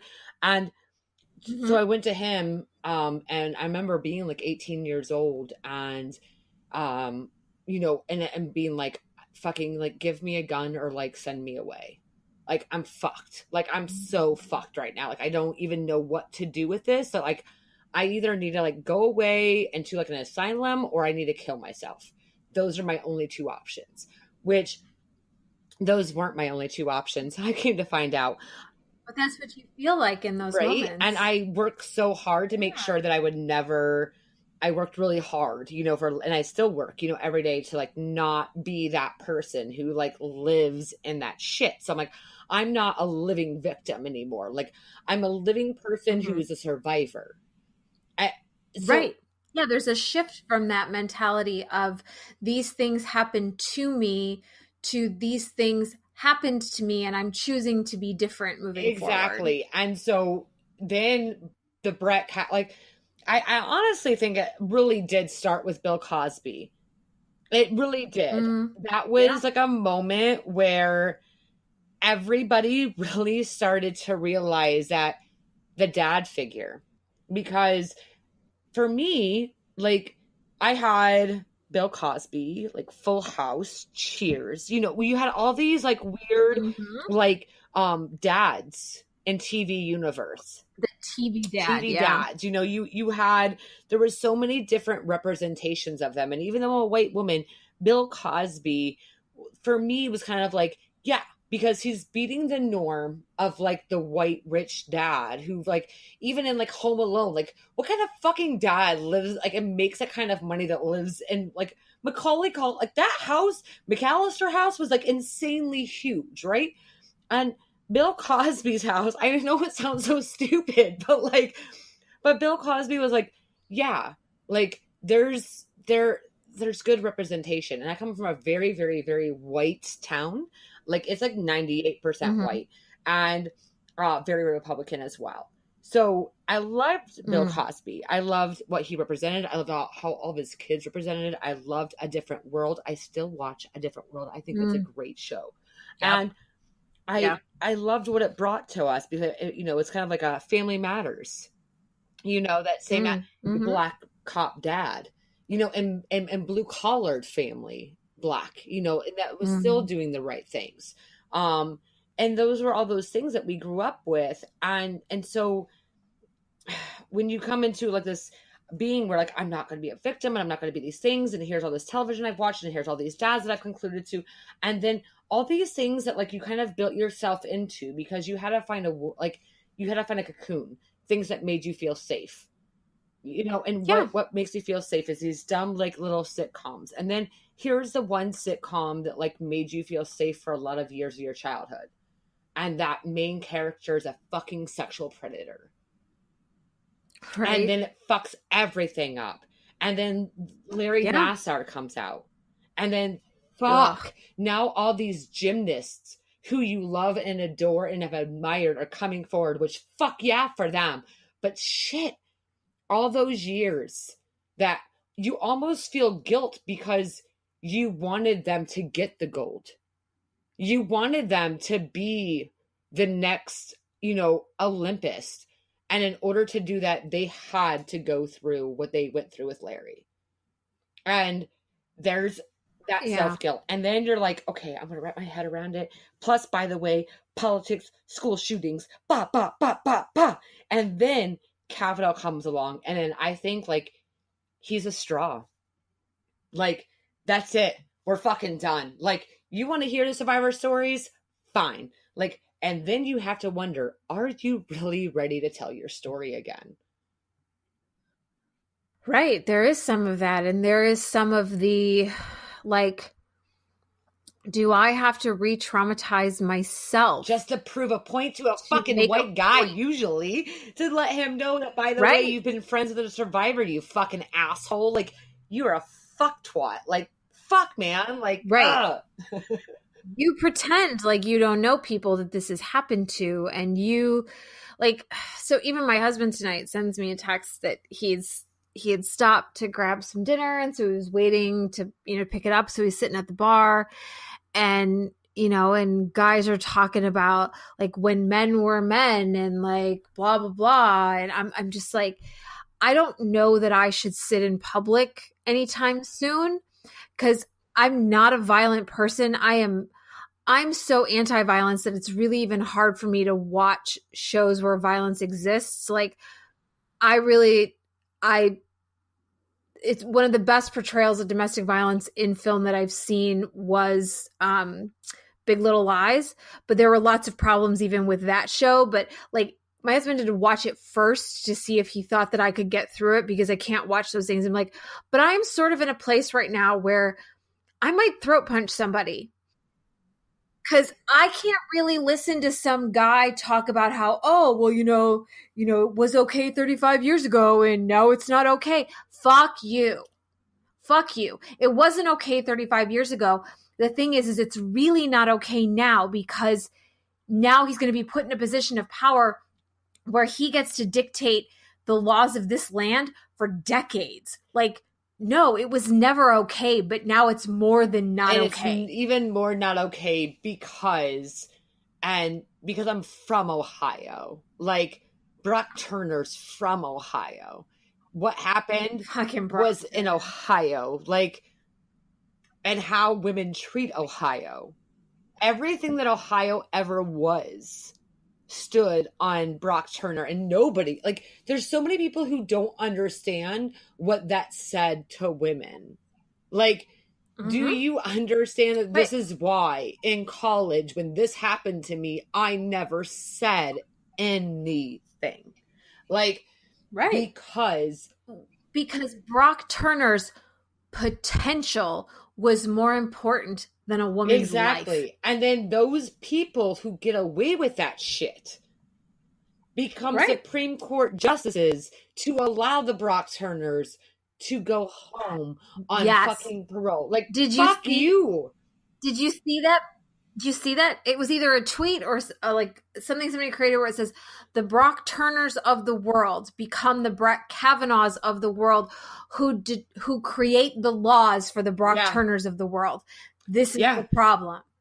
This is why women are angry. This is why women are devastated. This is why, gentlemen, if you want to understand, you need to talk to the women in your life, because I promise you there is a woman in your life that this has impacted, and they may not be telling you because they're not sure it's safe to tell you. And not only that, but maybe they feel, because like we've talked before, like we were embedded that this was okay. Your mothers, your grandmothers, your aunts, like all those, there's a lot of women out there that we're not just talking about friends or girlfriends or wives. We're talking about women who are just like, grandmas. Oh yeah, well, I mean, he hit me a few times, but he provided for the family. Mm-hmm. It was okay that he did this. I mean, everybody wasn't so politically correct then. It was okay for that. And just because it wasn't okay then, and it's not okay exactly now. And just because back then, 20, 30, 40, 50 years ago, we were said, hey, by the way, that's okay. We're supposed to learn from our history to not repeat our history. Well, and let's remember about the what was legally available to women at the time, right? I mean, the concept of domestic violence really only became a legal issue in the 70s. And that's sad. It's so ridiculous that, and not only that, but I mean, and that's a problem too, is that people get mad because people think that I don't stand with the force. Like that I really do. I have a few, like 3 really good friends that are like cops, and I think they're great people, but I also know what cops do from, and I don't, and they get mad at me because they're like, no, I'm not against your service. I'm not against you because I know who you are. But what I'm against is the fact that like a majority of domestic violences are police related, just as a majority of Black killings are police related. Like, you're telling me that like, Baltimore, Maryland discovered that, what was it, between 2012 and 2016, for 4 years, there was 89 plastic guns that were planted so they could shoot to kill. Right. And no one's angry about this? Like, what the fuck? Right. I was recently released from jury duty because I was brought up for jury duty around a case that back in 1980, a guy was being brought up on murder charges against a white cop. The guy was 17 at the time. And at this point, both of his alibis were deceased. Like, and the prosecutor asked, like, would you be able to, like, listen to a police officer on the stand and blah, blah, blah. I live just south of Gary, Indiana. I know the police systems in this area. I know the racism in the area that I live in. And I looked at this prosecutor and I said, I would love to tell you that I could be unbiased and listen to a police officer's, account of the situation. But the truth of the matter is we have a Black perpetrator, claiming a Black perpetrator here who was 17 at the time. And I know the system back in 1980. I know what was happening around here, and I understand the racism that is inherent in the policing system, because the policing system was initially created to catch runaway slaves. That's what our policing system is based on. I know that. Needless to say, I was released from the jury duty and I was not allowed to serve. Well, good, but I mean, but I wasn't going to lie about that. Gary, Indiana, or anything that's near there. I've driven through Gary, Indiana, many a time.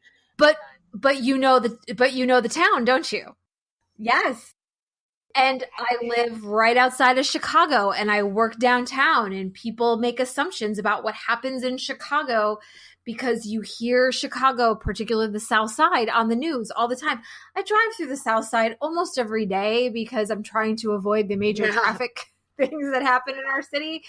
But people make assumptions around this, and I'm like, but you can't do that because the policing system is racist by design. Yeah. I won't pretend that that's not true to back up the people that I know who are police officers, whom I love and adore, by the way. Like, I have police officers that I love and care for and who mean a great deal to me, but it doesn't mean that I deny that they are part of a system that is inherently racist. And exactly. And that's just how it goes from the Marines and the service and the military and all of it. And I always tell them, I said, it really is a circumstantial basis. Don't tell me that I don't respect them. Like, first of all, plenty of people in my family have served our country. And I will never deny what they have done. I will never deny that what they didn't do was truthful on their end. And if you bet me, like, from an old Kent State alumni here, like, I love seeing the fact that there was a massive thing going on. I'm like, that's the Kent State. Because when Kent State was being represented by some blonde fucking white girl carrying a gun on her graduation day, like, that fucking pissed me off. I said, that's the college that changed my entire life. Like, I was already, but I lived in a very sheltered town. And when I went to Kent State University, my life fucking changed. And that's what Kent is being represented by? No. I'm so glad there's protests. And I'm sad if there is violence that, begots from it. But I'm proud when I sit there and say, oh my gosh, look, like, Kent State University back at it, like, fighting the fucking supremacists. Because that's what Kent State's about. Right. If y'all never went to Kent State and don't understand the fucking, like, "For Dead in Ohio" song, then you're fucking morons. Like, not to be offensive, but no, seriously, you're fucking stupid. And but there is, I went there, and that's where everything of my perspective changed. I got to be involved in anti-racist committees. I went and I got to go ahead and I got to protest against wars. Like, that's what it changes the way you see the world. It changes the way you understand the systems within which we live. Diversity does that. But if you live in an all-white town your entire life, you live in a bubble. You think that's reality. Not the reality for the majority of the rest of Americans. And when you're voting for people that are going to run your entire state, and you don't know what happens outside of maybe like 4,000 people in your town, then you're voting for the wrong reasons. Or you're voting for the president, and you don't understand what happens outside of your town. Like, it's disgusting, the amount, but I do appreciate the amount of people who are starting to finally turn, who are saying, I voted for Trump, but I realized it took me 2 years too long. But I'm hoping that those same stories that I see right now are the same stories I see at the voting booth come this November and in 2020. But I'm also very afraid. I would love to be as optimistic as you. I'm not sure I'm as optimistic as you around that. I think the Democrats are going to put across somebody fucking stupid. I think the Green Party is going to put up upon somebody even stupider than that. And I think at the end of the day, we're fucked. I think ultimately, sadly, there's a lot of loyalty to the white supremacist system. The system is steeped in white male supremacy, and a lot of us have been recruited and rewarded to support it. And unless you're actively fighting against it, you're part of the system. And the same thing goes for, this is why I challenge the men that I know and care about to really question the people that they're around, because unless you're actively working to dismantle the system, you're part of the system. And that means you're upholding things like patriarchy, and you're enabling people like the Brett Kavanaughs of the world. And look, you can sit on the side and say, well, I don't really know what happened, and you don't really know what happened. But statistics tell us that Dr. Ford is probably more than likely telling us the truth. Yeah. And if you choose not to believe that, I'm not sure you're not part of the problem. Right. And I think that that's the other problem, is that nobody understands about the fight. It's like the Women's March. Yeah. Everybody's like, I can't. I remember fighting people about like, what? Why did you go? I mean, you had to be a part of. Do you know that one of the speakers that? Okay, first off, I want to let you know that I had no idea who was speaking that day. Basically, somebody said that there's an anti-Trump rally on the day that he gets inaugurated. And I was like, fuck yeah, let's do this. And everything else I came across was like, yeah. And I get how there's a lot of misconstruity. Because there's a misconstruity and even in women's marches and even in women's rights. There's the women who are almost going too far, and there's ones that aren't going far enough. There are some that are like, and not only that, but even like how politics have grasped onto the Me Too movement. It's all you ever fucking hear in the media. The Dems have, catched on to hashtag Me Too. First of all, bitches, stop making sexual assault a fucking political problem. It's a human problem. Like, fuck, man. You shouldn't have to be a Democrat or a Republican to acknowledge the fact that you've been assaulted. Yes! And I shouldn't have to defend my political viewpoint because I'm a survivor. Like, that's not how this should work. The truth of the matter is that you should understand that because men have power, that is how and why assault happens on a regular basis. There's this really great podcast that I mentioned it on Married AF yesterday, and I'll mention it here because I think it's worth listening to. There's a podcast called Seen on Radio. Last year, they did a series called Seeing White. This year, they're doing a series called Men. And it's really a deep dive into patriarchy and how patriarchy was developed and like how we ended up here in the first place. And a lot of it is intersectional. Like, Kimberly Crenshaw created the concept of intersectionality, which is like that different oppressions are sort of laid on top of each other. Like, they're not inextricable. Feminism can't just be about white women gaining financial and political power. Like, it's when you are a Black woman, you can never separate yourself from being Black or being female, and you get doubly like compounded oppression on top of that, right? And this podcast does a really nice job of breaking apart the history and deconstructing that and how we ended up here in the freaking first place.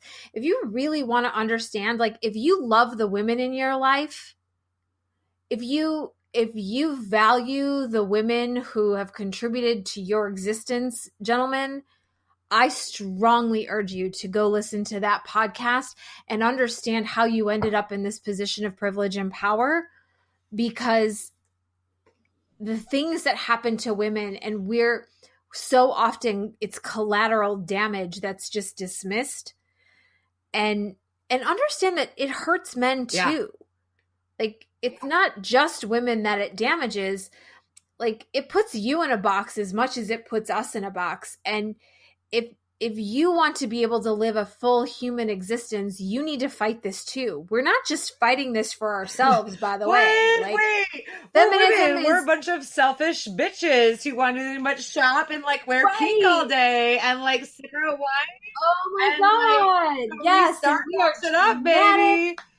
God damn. Like, right. It makes me, it's one of those things that, I love it. By the way, I am going to find out. I'm going to send you a little thing so you can send me the links and the tweets to your podcast and the books that you've recommended. Oh, absolutely. So we can include it on our website and everything else. But I find it fascinating about the amount of men who suddenly feel victimized. Like, it shocks me. But I tell my husband this often. I said, I get how bad of a reference this is, so nobody punched me in my throat. But when Macklemore did that song about white privilege, like, and I get it, guys. I get it. Okay, I get it's Macklemore. Like, I get all that shit.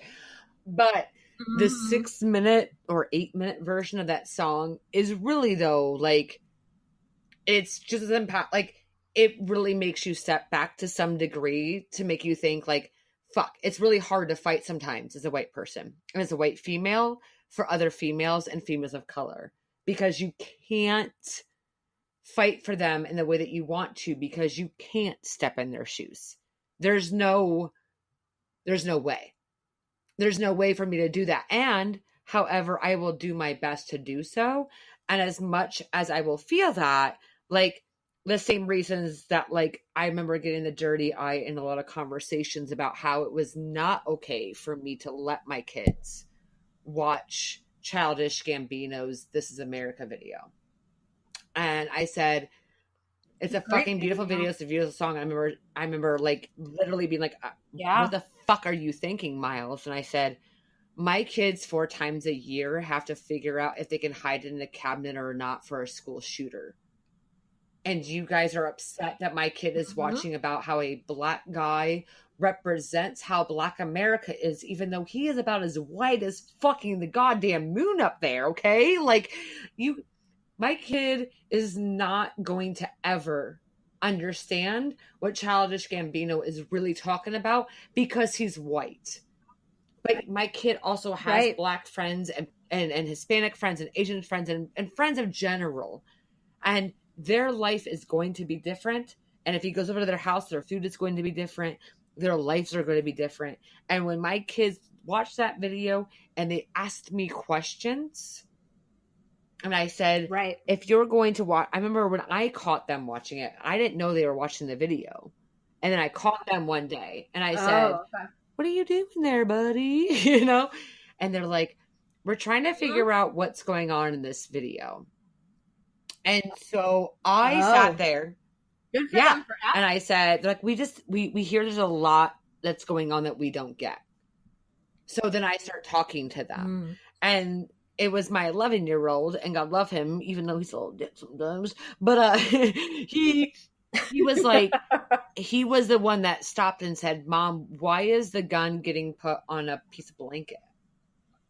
And I said, and again, you know, this video came so shortly after so many school shootings in Las Vegas and everything else. And so I explained to him, he's like, it's because it's more important to like shoot people than to save people from being shot. Right.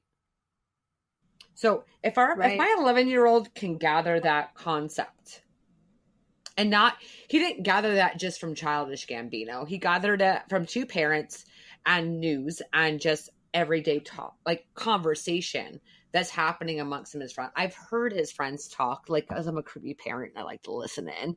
But kids are talking about this. Kids are talking about privilege. They're talking about the difference of ethnicities. They're talking about police brutality. Because when Philando Castile passed away, like, let's be real about that. Murdered. He was murdered. No. There's no way around that. Like, let's not words about that. That man was murdered. Like, for days. Like, I mean, his name still gets brought up. I'm like, okay, there's gonna be a story. Okay. Like, literally hold my hands back, like, deep breath, emotional, like, you know, and my kids now, like, Mom, are you okay? And I'm like, he was such a valuable, important person and making the difference of the world. And we killed him because he was doing everything that was right. Yeah. He had a permit. He was protecting the woman and the child in his car, and he was murdered for it. and he was murdered in front of them. Right. And we are expecting that woman and that child to be okay for the rest of their life by that. And we're going to expect that if they have any kind of problems, that we are not going to blame it by watching Philando get killed by the police in front of them. We're going to say it's because they're Black, because they're poor, or they don't even have to be poor. I'm not even saying that she is. I'm just saying that's what's going to happen. And that she's, oh, look at her getting on all these fucking pain meds. She must be addicted to drugs. Oh, yeah? You want to watch somebody sit right next to you and get put all those fucking bullets in front of your face while your child's crying in the back seat and tell me you're going to be cool? Like, the fact that that woman can function at all is astounding. But again, that's a privilege. And I'm not... We do that to Black women on the regular, right?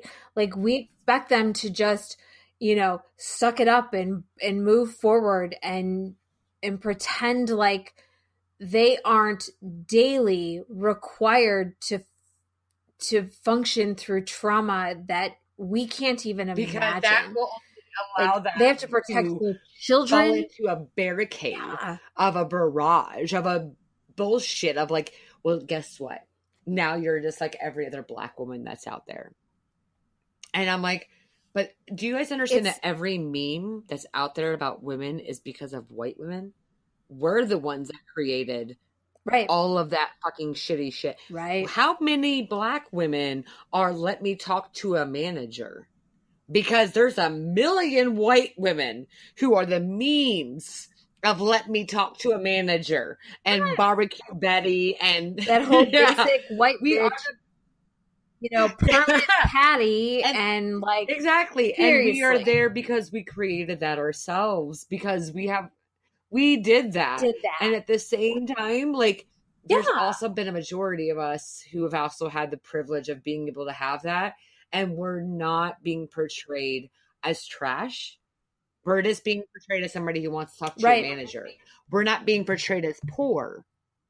We're just being portrayed as somebody who's a bitch. And that's exactly two different things. And two different things. Right. And we as white women will align ourselves with the power, right? And even if we're talking about feminism in the sense of where do we belong in that, very often white women co-opt that stuff. Like we stand in front of, we stand in,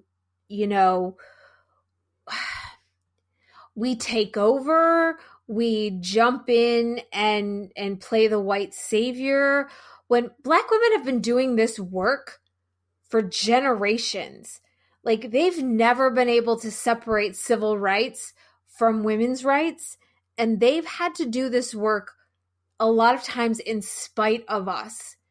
And we owe them a lot. Like this whole, like, listen to Black women, it's true. Because Black women have the ability to see the world in a way that we as white women cannot see. And white men can't see at all. Like, they're blind as all get out to that shit. But even we white women, like, look, the people in the position, in the oppressed and marginalized position, they have a more realistic version of the world because they live in it and they have to learn to function in that around the systems that we've created. And, it's just... It's insane. It is. It's brutal. I will say, though, I think we have to wrap this up. I can actually probably turn this actually into like a two-part series. It's going to be fantastic. And I think, we said that like between my mic problems and the power off problems that like this is a sign, but I think that just means that like I should turn this into a two-part series. And that makes me super pumped because this has been when your power went off and I walked inside and I was grabbing a drink and the hubby's like, "Are you done?" I'm like, dude, I could probably talk to Rachel for like 7 days and I would still be. I know, it's so bad. You and I could talk forever. I'm like, I could turn this into like an entire like Miles and Rachel, like just small mini podcast right now. It's so great. I'm like, I love every minute of it. And, but I want to wrap this up. Brooke and Randall say it to me all the time. They're like, Rachel, when are you going to get your own podcast? I'm like, no, I don't have time for that, but I'll jump onto everybody else's whenever you want me to. And I definitely appreciate you working out all the niches with me tonight between the power failures and the mic and the Skype and everything else. Like, this has been so well worth it. And I absolutely love you coming on. Do me a favor, Rachel. Tell me, where can people find you at on Twitter, Facebook, wherever? Okay, so Twitter, I should actually double check. I think I'm actually Miller Rachel D is my Twitter profile. A lot of that is therapy related. Not that you won't get the political aspect of me. I would love to say that I'm a completely neutral therapist, but the truth of the matter is clearly I have a stance on things. It's hard to miss with me. Facebook, I have Rachel D. Miller, AMFT. That's my therapy site. I also have Awareness Wednesdays, which is about specifically dedicated to my domestic violence work, things that are important to me around that. For the month of October, you'll see that daily, but during the year, it's just on Wednesdays that I pay attention to that. And so, yeah, those are ways you can connect with me and around me. I'm in Chicago, so I do practice in Chicago. You can track me down on like Psychology Today and that kind of stuff if you're looking for therapy. But that's clearly very different than my political stance and my feminist stance and all of the rest of those pieces of me. Some of my work can be found on a website called seethetriumph.org. That's a lot of my writing on domestic violence. And the practice that I work for is Fote Family Practice. They have a blog that I've posted on numerous times. I think actually right now on Twitter, my most recent blog post is pinned to the top of that. So you should be able to find me around. Well, thank you. And you guys should follow her around because I know that I'm definitely going to follow her around. And I am pretty sure that you are going to probably see Rachel Miller on our podcast again. Don't you worry. And if you don't see her on our podcast, you can always follow her on Married AF, as she's had at least 5 interviews with them, I think, by now. And yes, I currently jump in with them. I'm usually the third Monday of every month. that is wonderful. And obviously everything else that she just promoted. Rachel, fuck. I don't even want this to end. If I know, literally this is so didn't have much like fun. work or school tomorrow, like I'd be like, dude, 7-hour podcast. That's it. Going live. Like no one even give a shit. We're doing this all night, folks. I'm just gonna hang out and chit chat for a day. I know. I'll be like, you know what? I'm also going to Chicago. It's only a 4-hour drive from where I'm Right. at. Hell, So- why don't we just meet in the middle somewhere? We can just spend a day bullshitting. Oh my God. The middle technically would be Gary, Indiana. Actually, I think the middle might put us in Fort Wayne, but we'll talk about that. Yeah, we'll talk about it another time. But Rachel, I want to say thank you so much. Go drink yourself like 7 glasses of wine before bed. I know I need at least 3, if not 12 more cocktails. And thank you so much for coming on tonight. I definitely appreciate it. It was a good time. It was great to chat with you. It was for me as well. Thank you so much. I'll talk to you soon.